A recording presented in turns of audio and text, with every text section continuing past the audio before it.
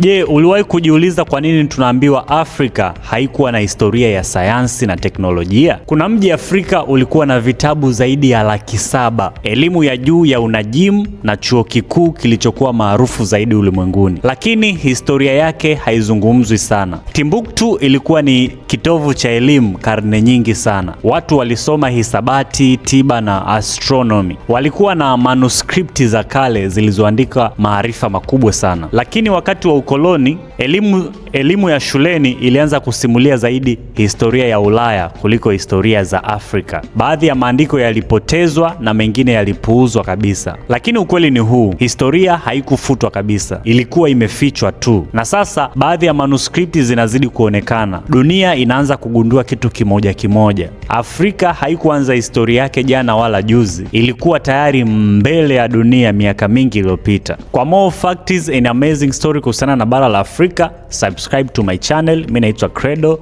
T-shirt za Mungu ana maguvu sana available, rangi ni pink, nyeupe na nyeusi, bei ni 25,000 tu.